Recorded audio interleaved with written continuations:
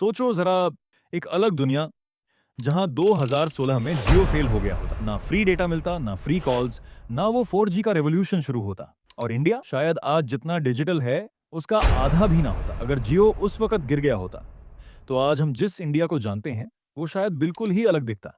Slow internet, महंगा data और एक देश जो तेजी से आगे बढ़ ही नहीं पाता। चलिए इमेजिन करते हैं उस भारत को जो शायद कभी डिजिटल सुपर पावर बन ही नहीं पाता। वो भारत जहां डेटा लोगों के हाथ तक पहुंचता ही नहीं और अंबानी का सपना एक झटके में जीरो हो जाता। इन आवर रियलिटी 2016 एक नया चैप्टर था, लेकिन इस ऑल्टरनेट कहानी में सब गलत हो गया। टावर्स टाइम पर रेडी ही नहीं हुए, मार्केटिंग उल्टा पड़ गया और लोगों ने कहा यार कौन लेगा ये न्यू सिम। जियो का सबसे बड़ा बेट फ्री डेटा, वो लोगों को अट्रैक्ट ही नहीं कर पाया और 6 महीने के अंदर कंपनी को शट डाउन करना पड़ा। अब इमेजिन करो अगर जियो फेल होता तो ये डेटा का प्राइस आज क्या होता।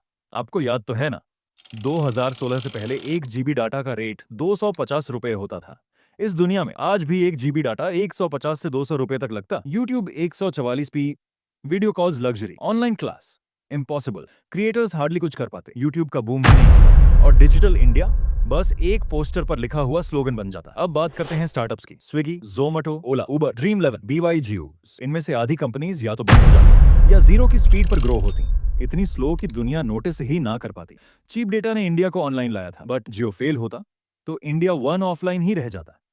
आज इंडिया फेसबुक, इंस्टाग्राम, यूट्यूब का सबसे बड़ा बाजार है, लेकिन इस ऑल्टरनेट दुनिया में Facebook slow, Instagram slow, YouTube slow, creators 4K क्या सिर्फ सर्जन 920p में भी अटक जाते। रील्स कभी ट्रेंड ही नहीं करता। आज हम बिजली का बिल ऑनलाइन भरते हैं, यूपीआई से चाय तक का पेमेंट कर देते हैं।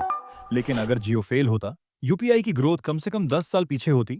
गूगल पे, फोन पे शायद नाम भी ना होते। कैश इकोनॉमी चलती रहती और ब्लैक मनी करप्शन दोनों बढ़ जाते। कोविड के टाइम ऑनलाइन क्लासेस ने लाखों बच्चों की पढ़ाई बचाई थी, बट इस ऑल्टरनेट दुनिया में जियो फेल होता तो लाखों स्टूडेंट्स की पढ़ाई सेम जगह पर फ्रीज हो जाती। एडटेक कंपनीज कभी ग्रो ही नहीं कर पाती। अब बात अंबानी पर आती है।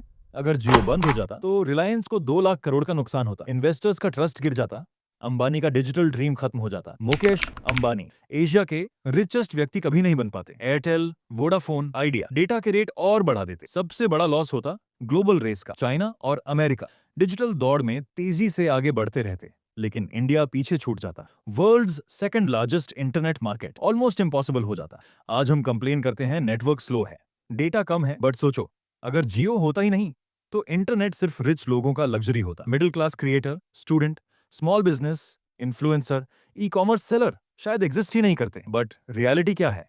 जियो फेल नहीं हुआ क्योंकि एक कंपनी ने रिस्क लिया और उस गैम्बल ने पूरे नेशन को बदल दिया।